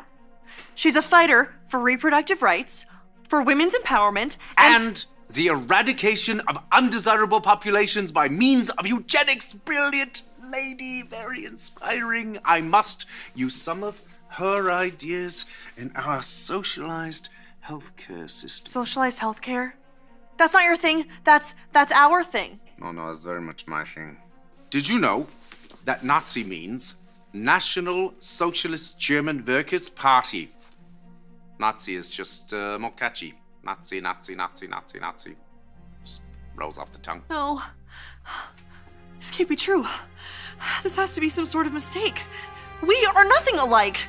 You're Adolf Hitler, evil right-wing fascist dictator, and I'm a feminist restorative justice advocate. And a vegetarian. You're a vegetarian? Me too! Okay, I am so confused right now. I came here with a clear goal in mind to kill the most evil man who I've ever lived. Besides Ronald Reagan. But now that I'm meeting you in person, you're not at all what I thought you were. And your painting is actually really good. What do you call it? I call it Ein Reich ohne Juden. An empire without Jews. I don't know what that means, but it sounds beautiful. It does, doesn't it? God, I love the beat. They're fun. Pretty hilarious. I wanted to make sure you guys had a chance to see that. Former member of SEAL Team 6, which there's no such thing, so it's called DevGru. DevGru, also known AKA as the Development Group. There is no SEAL Team 6. That's just for the movies and Richard Marchenko books. But SEAL Team and the SEAL Team commander basically says the country is under siege. And he doesn't matter if it's Somalis or Kuwaitis or Arabs or Egyptians and all the above. That he believes that if Muslims tried to take over our country by sheer force, this is what he says he'll do. Watch this. Don't take any shit off these people. Just don't. Don't let them intimidate you. Don't let them take over your city and do it free. If it's worthy of getting an assault charge, do it. That's where I'm at. You think I'm gonna let a bunch of Somalis push my kids around the ocean front? I'm not. I will absolutely crack their fucking skull open and drag them around the streets lifeless. I'm done with it. So I'm not telling you to go out and commit felonies, but I am telling you do not be intimidated by radical Islam in your home country or in your cities. It will not get better with time.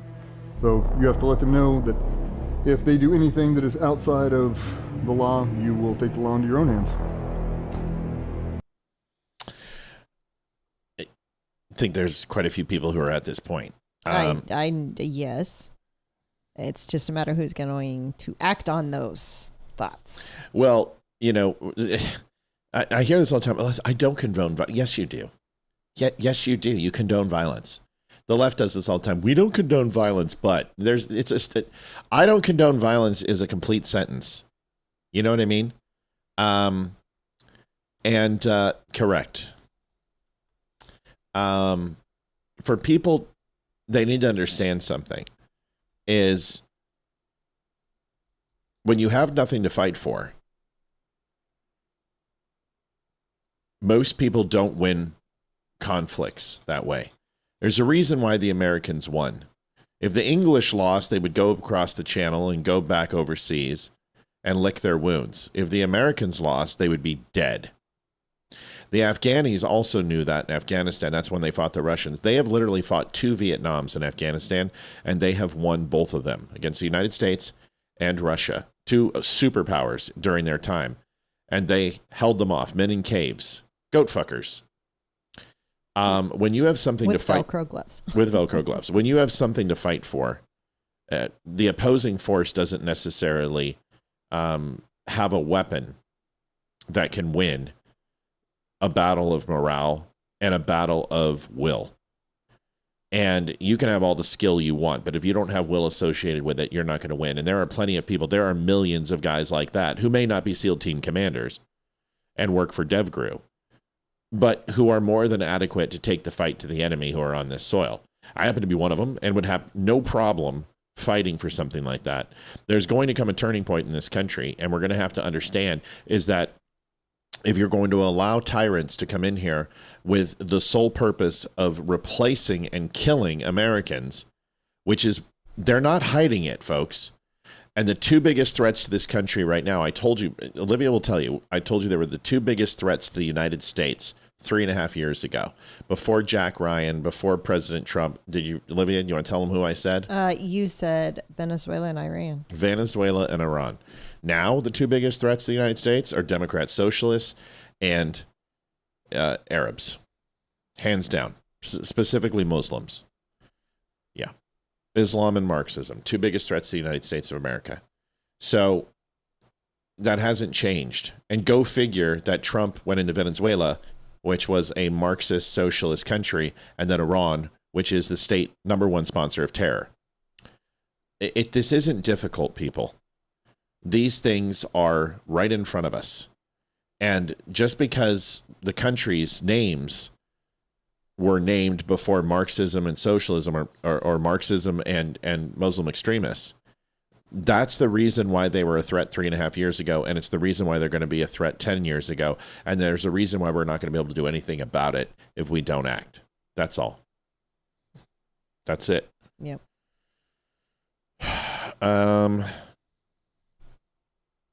There's a video I did today, not ugly but dumb. I have not seen it. Oh, good. Here it is. Give this a watch. Yeah. I do content creation and I love it. But I posted a photo yesterday. And there were just hundreds of people in the comments just calling me the most horrible things that you could ever think of. I can That think shit of a wears lot. on your soul. Reading over and over again how fat and ugly I am. And how I have no worth.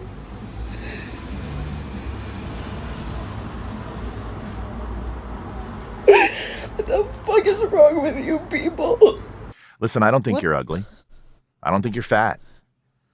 I think outside appearance is all about perspective and all about people's overall personal preference.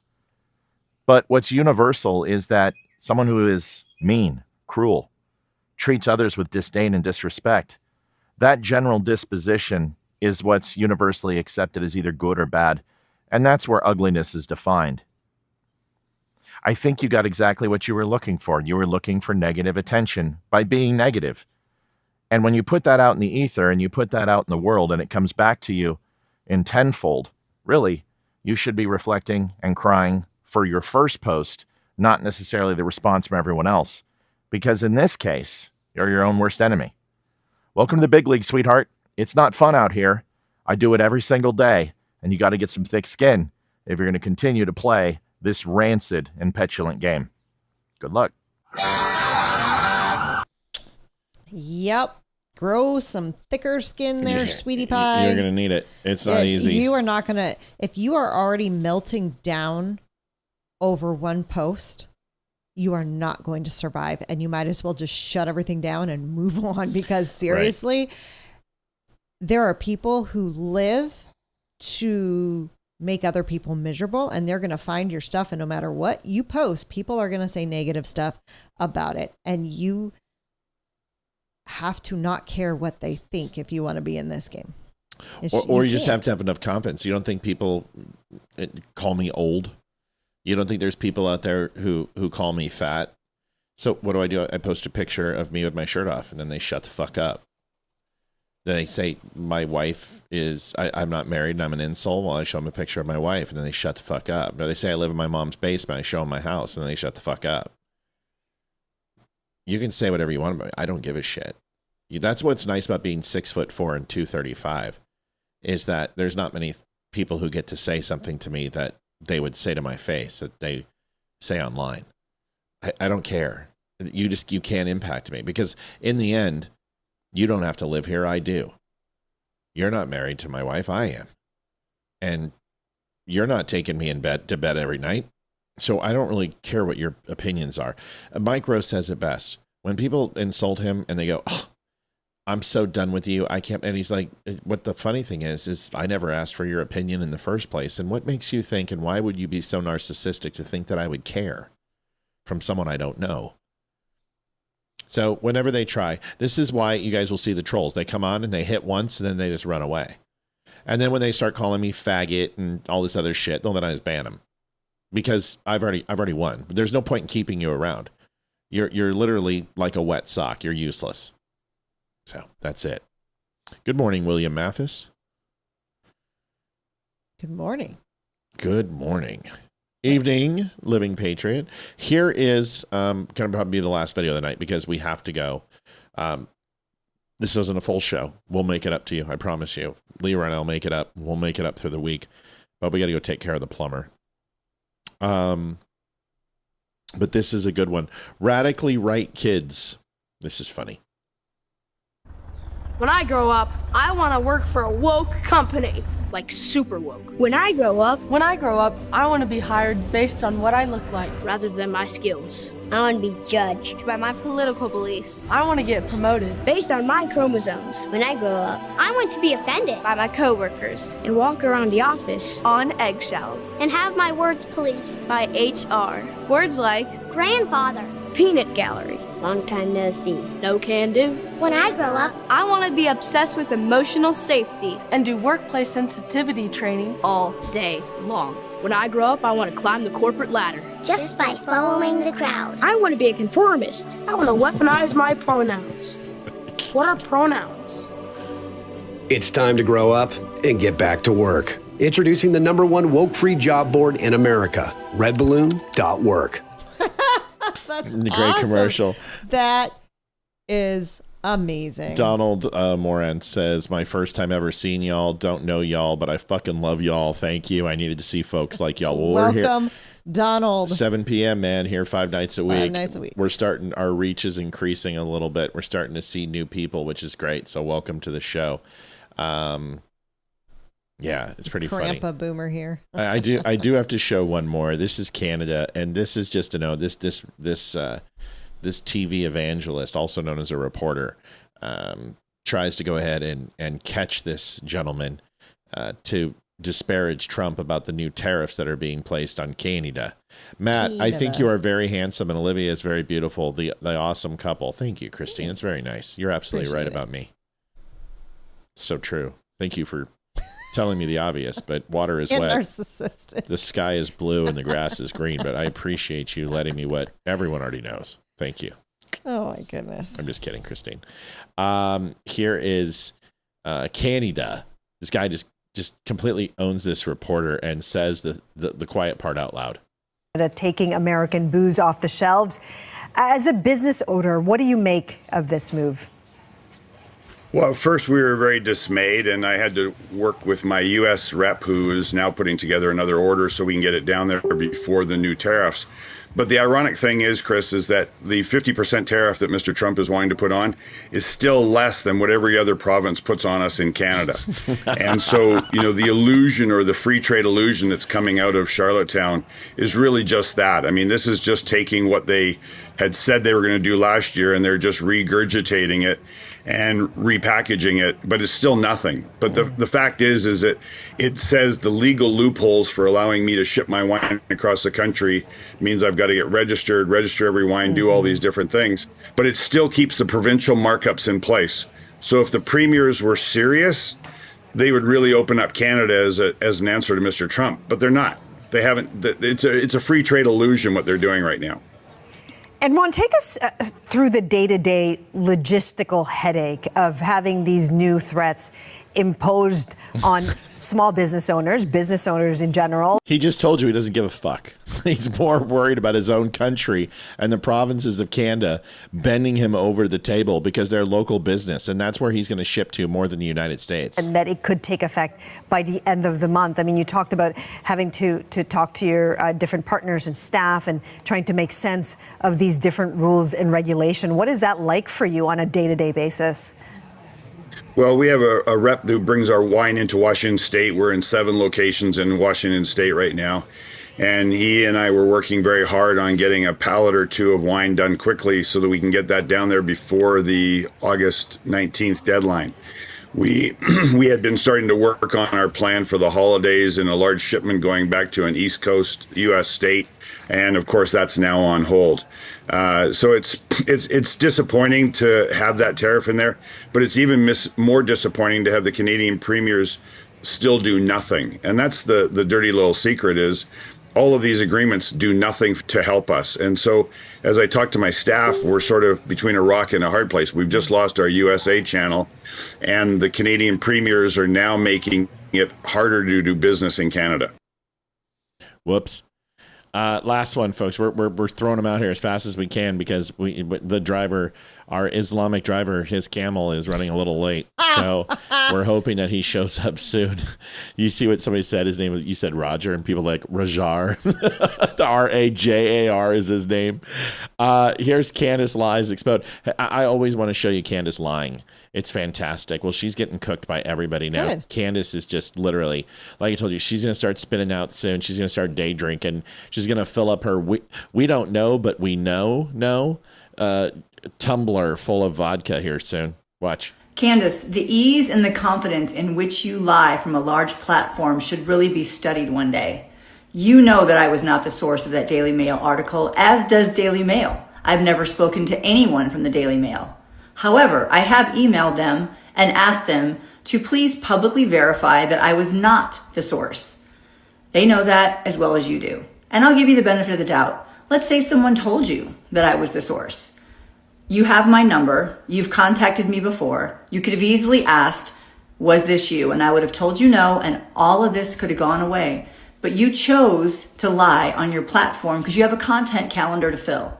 Totally get it. Totally understand what you're doing. But the other thing is that you also lied and said that I said that we had a nasty conversation on our phone call back in February. I never said that. What I said is that when you were asking me questions and you found out that the things that you thought were right were wrong based upon someone who actually had the truth, you became dysregulated and you dropped the F-bomb about 4 or 5 times on the phone call. Wow. And that's Sounds exactly familiar. what happened. That is the facts. So I would encourage you that if somebody did tell you that I was the source and that they spoke to me, I would maybe do your due diligence and do something about that before you actually post things and cause this kind of problems, because you and I both know that's false. And I just hope that the Daily Mail has an ounce of integrity and will answer the email and prove that I am not the source without disclosing who actually is. So we'll see what they do. Here's the email. Who is that? It doesn't matter. I don't care. All I care about that Candace is a fucking liar and she's getting cooked, and that's the happiest day of my life. By the way, the whole announcement that she, the sucking you through and keeping you on the hook and the fishing line. She said, well, I know who Ben Shapiro was at was with at lunch when Charlie was killed. Who gives a shit? Like, I found out what pair of boxers he was wearing. Nobody cares, Candace. Nobody believes Ben Shapiro had anything to do with Charlie Kirk's assassination. You're trying to create this Machiavellian plot that they somehow were at each other's throats. They had mutual respect for each other. And yes, they also talked a massive amount of shit behind the scenes. It's what happens. They're rivals. They were both striving for profit share and market share in the talking head space. But if you think that Ben Shapiro wanted to kill Charlie Kirk, you're such an idiot. It's idiotic to think that they would kill Charlie Kirk and leave you alive. That they would leave Tucker alive. Charlie Kirk advocated for Israel. By your logic, they should kill Ben Shapiro because there's nobody who advocates for Israel more than Shapiro. So what's your point? Oh, well, Charlie Kirk was going to abandon it. This is like the party switch. If Israel's going after the people who are against them, you might be the first one to go there, sweetie pie. She's just such an asshole. I mean, that's just the only thing. And I don't mean to use the language, but she's just an asshole. She is. And that's the best way to describe it. Last one. Here is the governator, Nukes Tapper. It's get down again. Get to the child. Who's your daddy? What does he do? It's not a tumor. Boys have a penis. Girls have a vagina. So, Governor Nukes Tapper, and it's really nice to see. It's nice to see Bill Maher back to reality. It's nice to see Schwarzenegger back to, nigga. Sorry. Hard R. My bad. Trying to bring it back down to conservative roots, but either way, he nukes Tapper. Here it is. Do you believe that the Republican Party is starting to? Okay, first thing, bro. Either go full gray or die the whole fucking thing. This is not a good Santa look. Claus. It's you look like a Shetland pony. Like, I don't know what's going on here, bro, but your lips, are you dyeing your lips? Because those are the darkest things I've ever seen. I don't know what's going on with Arnold, but you need to pick, right? Does the carpet match the drapes? It's a good question. No, Jake. There has been gerrymandering going on for 200 years. There is such extreme gerrymandering going on that in a state like Massachusetts, it has like 40% of the people voting for Trump. They have 0 representatives. The Republican Party has 0 representatives sent to the House. Think about that. Now, if you want to hear the rest of what Arnold Schwarzenegger has to say, you need to spam the like button. We have 88 likes, which means we need 12 likes.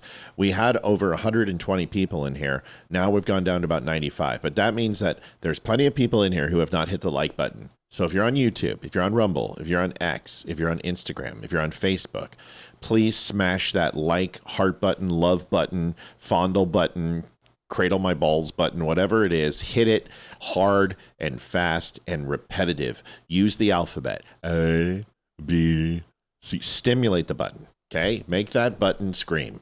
Okay? 91. That's better. We've gotten 3, 4, 5, 6, 96. 90. See, I told you didn't hit it. 96. Do I hear 97, 97? 97 going to 97, 97, like button, like button, like button, like button, like button. Going once. Like button going twice. Like, but we just lost one. Fuck you. We're back up. 96, 96, 96. Do I hear 97? 97, 97. Do I getting to 100? Getting to 100. Do I hear 97? 97 likes. 97 likes. I don't hear 98, 98, 98. 98 going once. 98 going twice. 98 going 3 times a lady, and I know it's you. Not enough. That's YouTube and Facebook. And 104 likes. Thank you very much. Here's the rest of Arnold Schwarzenegger. Mexico, if 45% of the people voted for Trump and voted Republican, and 0 is sent to the House, 0 representative from the Republican Party. So there's gerrymandering, crazy gerrymandering going on all over the country. And we wanted to try to stop it in California, and we did stop it in California, and we went around the country. So I think this whole thing about finger pointing and saying they did it, so therefore we should doing it, that's not really the way to go. The one party should outperform the other party. It should be performance. And when it comes to midterm elections, as you know, always the party that is not in the White House usually wins by 20, 25, 30 seats. So what does 5 seats matter in the first place in Texas? It is crazy. We should outperform them. That is where the action is. Let's talk about another. Yeah, he's right. Statistically speaking, taking one chamber of Congress is statistically so rare. I think it's happened 2 times in our nation's history. Keeping both chambers, scratch that. One chamber is like 4 or 5 times. 2 chambers, I think it's happened twice. The chances are very slim. However, it's really good odds that they don't take both chambers, and Senate looks promising. But surprisingly enough, I don't think that people are very excited about Democrats right now. Spears, go get your pipes fixed. Take that so many different ways. I think I'm just going to play last video and then we're going to go. Libs, mental illness on full display, and then we're out of here. We're going to go ahead and who are we visiting tonight? Did we get rated? We were going to, but I think they might still be on. All right, well, let's figure out I who don't we're know. rating. Tammy's not here. Oh, so maybe we're not rating anybody. Here is Libs, mental illness. I'm getting really, really sick of this. I'm getting really tired of having to repeat myself over and over again. So today, in Berlin, there was an attack. A van drove through a crowd of people celebrating Berlin Pride Parade that they have every year. It's a huge parade. It's one of the biggest. And they injured, I think, at this time I'm making this video, this is subject to change, 17 people, and 1 person is dead. Okay, so it's a breaking story. There are going to be things that are going to come out and change throughout the life of the story, average. So the suspect is an Islamic extremist. Oh, shocker. No, fuck, you gotta be kidding me. It's an Arab? No. No. I don't believe it. I don't believe it. I don't believe it. It can't be. It can't be. Was it a trans Arab? Because that probably scans. They're suspect right now. That's what I read, okay? I'm not going to say anything about the rest of the Muslim population because of actions of this one person. But what I can say is the people who were celebrating about this were all white men, young white men with crosses in their profiles. Because we've all seen it. We've all seen how you guys react towards gay people and how you wish harm on them. So it was a gay Muslim? Is a gay Muslim trans driver? This is interesting. I didn't think Muslims let women, let alone trans, drive. No, we have established that they let women drive, but not trans people. Constantly. I get a constant hate on my videos, especially about trans people. You're not going to hide behind another scapegoat group and pretend that they're actually the violent ones when it's you. 86,000 terrorist events in the last 47 years. Or excuse me, let me tell you that 86,000 terrorist events in the last 47 years. And that is all from Muslim extremism. You can look at every demographic. You can look at every group of people. You can look at every ethnicity, theological beliefs, favorite TV show, whether they put pineapple on pizza and put them all together, and they still wouldn't even be a scintilla of the amount of Muslim terrorist events in the world. Period. Plain and simple. I don't.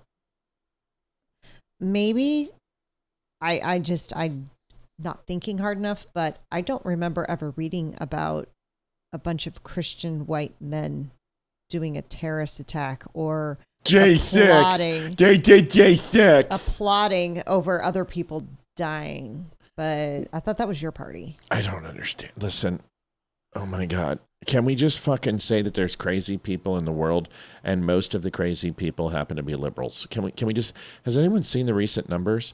Remember that bullshit that they told us like 9 months ago that conservatives were the most violent party group and create? Yeah, well, those new numbers are out. The actual numbers where they actually take all FBI statistics and they don't just casually leave the ones out that aren't prosecuted or charged because of progressive policies. Yeah, it's liberals by far. Take a look at the last 12 mass shootings and let me know. Who were they? What was their disposition? Who killed Charlie Kirk? Was it a furry, tranny, gay, homosexual conservative? No, because I don't think that scans either. Here's the rest. You hold the same exact beliefs that this man who did this attack did.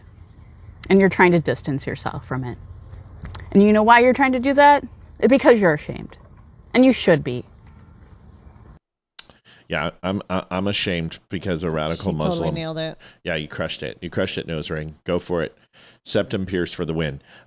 Oregon shooting mayor is a doofus. I know I keep saying we're going to leave, but honestly, you guys have helped. $408 for an hour and a half is not okay with me, and you deserve as much of a full show as we can give you until Rajib Malakalatat shows up and clacks off a vest in Muhammad my house. Ali. Oregon shooting mayor is a doofus. This is the mayor who called to defund the police. And then Jayapal gets in. Oh my God. Oompa Loompa. Remember the Oompa Loompa that I showed you? I'll show you. What happened here today at the Seattle Center was an unbelievable tragedy and a horrific act of violence. My heart right now is with the victims and their families and with everyone in our community who is reeling from what happened here today. We have far too much gun violence in this city and in this country. And we're coming off of a week in Seattle where we've had Watch 'em check 3 her. major incidents of gun violence in just a few days. We have a lot of work to do as a city and as a country to make this better. I get your passion, Mayor, but we need to know what happened tonight, please. Yeah, can you answer the fucking question, Mayor, instead of making political speeches? Yes. So our focus right now is with this investigation, with learning what happened so that we can provide accurate information to the public, with supporting the victims. And I'm going to turn it over to Assistant Chief Tyrone Davis. Here's my Assistant Chief Dikembe Mutombo, and he's going to tell you what's happening. Did you notice how she relies on the chief of police, even though this is the bitch who wanted to defund the police? Mm-hmm. And you notice that he's black and he's looking at her like, lady, I don't understand why any person could work for a Democrat if you're African American or a person of color. I don't understand, man. Do you get the way what she thinks about you? Do you get what she thinks? Not from your color of your skin, but just your profession. Because here's Jayapal, who is actually called for defunding the Oompa Loompa, the Mexican Oompa Loompa. Here it is. See? It's so bad, I can't even show it to you. That's how bad it is. What happened here today at the Seattle Center was an unbelievable tragedy and a horrific act of violence. My heart right now is with the victims and their families and with everyone in our community who is reeling from what happened here today. We have far too much gun violence in this city and in this country. And we're coming off of a week in Seattle where we've had 3 major incidents of gun violence in just a few days. We have a lot of work to do as a city and as a country to make this I know better. I downloaded it, I get Libby. your passion, Mayor, but we need to know what happened tonight, please. Doesn't matter. Jayapal came out and did the same thing. Jayapal looks like this. This is it. This is her. And the one who looks like basically she slept with 7 of her brothers.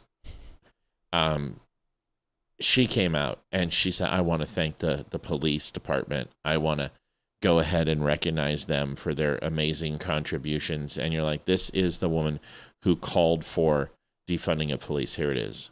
Congressman Jayapal, has the Trump administration been briefed on what's happening here at the federal level? I know that the FBI has been in touch, obviously, and we are coordinating across all different levels of government. We're going to continue to work with the mayor, with the governor, to make sure we get whatever federal resources we need here on the ground. And let me also just add my thanks to Seattle police officers, as well as fire department professionals, as well as those at Harborview, the frontline medical professionals that are treating the victims tonight. And dealing with the pain of the families that are suffering through this. We will continue to closely coordinate across all of our offices to make sure that the city gets what it needs. So that Yeah, would you please answer why can't women answer questions? I don't know. Seriously, and it's not just liberals. I'm sorry, I don't mean to be sexist, but I'm going to be sexist. What is wrong with women, and why can't they answer questions? Why can't you just yes or no? Why do you need to go yes? What's going to happen? You know, is there going to be a lunar eclipse and a blood moon? Are locusts going to eat your corpse? Is it going to start raining cows, cats, and dogs? Just yes, President Trump has reached out, or he hasn't. It's really simple. We can figure out exactly what happened here, get the resources we need, get the support we need to the families and to the community. I know I've heard from a number of constituents who were here at Bite of Seattle, and I know it was traumatic for everyone who was here, and it's such an incredible festival. I know it means a lot to our community, and so... Hey, Donald, best way to do it is you can go to at $ The Dumb Show on Cash App, or you can just go to thedumbshow.com/donate, type that in your URL, and you can go, it has Venmo, PayPal, and Cash App right there. Just click it and you can do whatever you want. We'll wait for you if you're actually going to do that. Don't feel any pressure, but we want to make sure we recognize everybody who donates. So no pressure at all. You've got 10 seconds. I'm sorry, our prayers, our hearts are with all those who were affected by tonight, and just know that all of us are working very... Wait. Is it your thoughts and prayers that... No, just your hearts? How are you going to express your heart? Can you please tell me how you're going to do that? No, you're not going to, are you? hard to make sure we get to the bottom of this. Right. I have a feeling that we're not going to get to the bottom of this. Olivia? Yes. Walk them through it. All right. Tomorrow, join us with John David Gregory. Should be a very good show. The Faceless Man. The Faceless Man. There was a mass shooting up in Oregon. Got it. Someone's ringing our doorbell. No, it's my phone. Why is your phone ringing? A doorbell. It's my text notification. It's the doorbell. It's been like that for like Let me see it. 20 Who years. is it? It's Chelsea. My friend Chelsea. Why don't you tell her we're on a show right now? Okay, go ahead. Chris Martini will be here on Friday. Tyler Fish sometime the next week. We don't know. Supposed to be Wednesday, but we're going to try and reschedule so we could go down and do the live vote. Damani Felder will be here on the 7th. Hannah Pruder will be here on the 12th, and many, many more to come. Yeah. Overtime is going to go away. That is gone. I want to say thank you to everybody who donated. It looks like our good friend, new friend, Donald, is trying to... He asked if I could type it. The answer is yes, I did. We're going to wait, Donald, because we don't want you to feel unappreciated for helping us out. If you have not had a chance, go to thedumbshow.com. You guys can go over there and pick up some shirts, some hats, some coffee, all that type of stuff. Use code DUMB10, save 10%. I'm trying to think, is there anything else besides that we're waiting for the plumber at 10:10 at night? Was this really necessary? We could have just made an appointment tomorrow. Probably, but oh well, it'll get fixed. It's not like I'm not exhausted after last night. No kidding. I'm tired. You can see it in my face. I look tired. Plus, I ran a shit ton and I lifted a lot of weight. The workouts are going good. Constantly in the gym, eating right, feeling great, dropping weight. Everything's great. You know what I think I'm going to start doing? I was watching Mike Rowe last night, and he does ruck, and he goes for an 8-mile walk every day, no matter where he's at. And he actually pays when he travels and flies to take his ruck that's 65 pounds with him. So he takes a piece of luggage that's 65 pounds along with him, and he rucks, and he'll just put on that backpack, put in metal plates, and just walk. And I was thinking, when I'm doing my lifts and I'm on the elliptical and lifting, that I should carry that around, because that would probably burn a few pounds. Yeah, doing an so 8-mile walk. I gotta go buy one. They're expensive. Not that expensive, but you gotta get. They have them in tactical vests or backpacks. And I think I'd want the vest, so it's not heavy on the back. So it's like I got one in the chest and one in the back. That probably would. And then every time I run, I'll put it on and add a little bit of weight. GoDaddy, YouTube. What? Donald, I don't understand, buddy. You just open up your web browser, Bubba. You can use Safari, you can use Internet Explorer, Chrome, Firefox, and you just type in thedumbshow.com/donate, just like if you're going to go to Pornhub.com. It's all you got to do. Just type that sucker in. Sherry Starr is here calling in. Hi, Sherry. What's up, sister? Sherry. Hi, Matt. Hi, Olivia. I just wanted to remind you that it's Washington State, Seattle, Washington. The news event that you were referencing. It was Washington. You're right. I'm sorry. I'm tired. It was a very late night last night, and I'm not fully with it. So thank you for correcting me. Can you walk us through? I hear that. You said that there was just something really kind of interesting. We're going to find out about this. What do you think? Hi, Amber May. What do you think we're going to be finding out, Sherry? So the reason they had a 5-hour delay before the hold on, Sherry. chief of police. Donald, there's no B in dumb show. That's I guarantee it's what it is. It's we need to buy the dumb show with a B and buy it just because it's THEDUMSHO.com/donate. Sherry, I don't mean to interrupt you. I'm sorry, but you know how it is. We've got somebody who wants to know how to do this. So just give me 2 seconds. Let me show them how to do this. Got it. Donald, go here. Go to your URL, THEDUMSHOW.com. Okay? And just hit thedumbshow.com. Then you'll see these beautiful people here, especially me. And then you want to hit donate. Okay? So you're right. This thing says hot donate. Click it. And when you click it, you can put in the dollar amount right here. You can leave a message, and you can do PayPal, Venmo, credit cards, or right here, click for PayPal, click for Venmo, click for Cash App, or send us a mail. That's simple. It's all right there for you. 100% secure. Easy peasy. All right, Sherry, floor is yours, sister. Go for it. All right. I know you're trying to scoot, but I just wanted to let everybody know. So, yeah, they had a 5-hour delay before the Seattle Police Department gave a press release so that they could have dignitaries arrive to be part of that release. Really? There are videos of at least one of two possible suspects. That's one suspect's been detained, and they showed a video of him, and I can just say that his complexion is very, very, very, very dark, and he did wear his pants in a very prison-style manner. I'll just say that. Okay. So they're protecting him for some reason. So, like prison style, you mean like white and black stripes with a ball and chain on his ankle? I don't understand. What do you mean, Sherry? Down to his knees. Oh, you mean like he's available for gay sex? Where that's what you meant. I got it. I'm kidding, Sherry. So yeah. So what I've been able to discern so far is the limited release that they've given is that he is black. He is no mention or nothing, that I can see by the videos as far as, what his religious contributions are. But yeah, I was disgusted that they took 5 hours. It happened at 6 p.m. It was a big, huge event, like 300,000 people that attended this Bite of Seattle. Big cultural event. And people were jam-packed in there. And there was they reported like 7 to 8 shots that were fired, and there were an equal amount of victims that were struck. God, I just think every single person needs to carry. Just solve this shit. You know what I mean?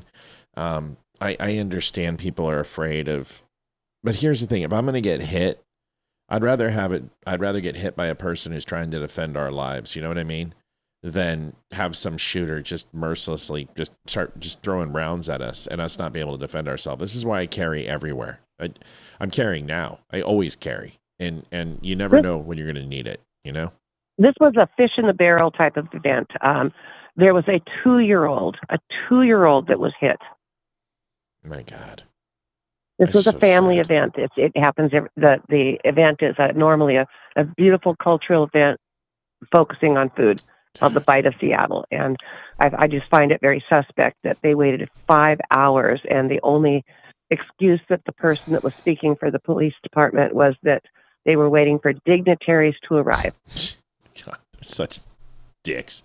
Donald finally got that in there. Donald, thank you so much. $25 goes from Donald Moran. Donald, thank you so much. We really, really appreciate it.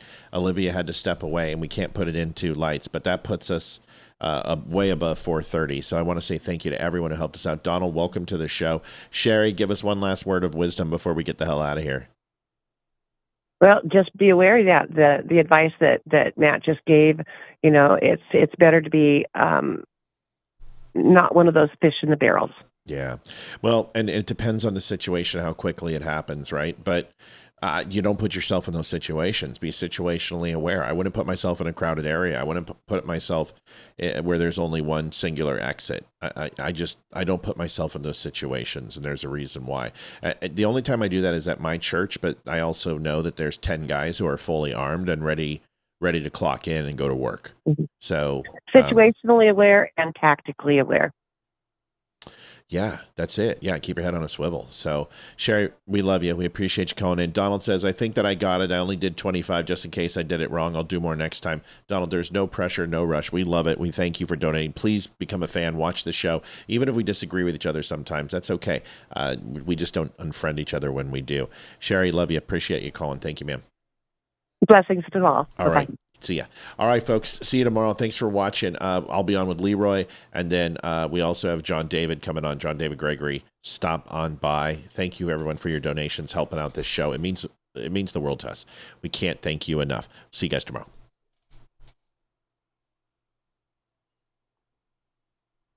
Adjusting transmitter output. This is the Don't Unfriend Me Show with your hosts, Matt, Leroy, Amy, and Olivia. Geopolitics, military analysis, and election coverage. Coming to you live on all major social media channels at The Dumb Show. Honest, direct, unfiltered. We can agree, we can disagree. Just don't unfriend me.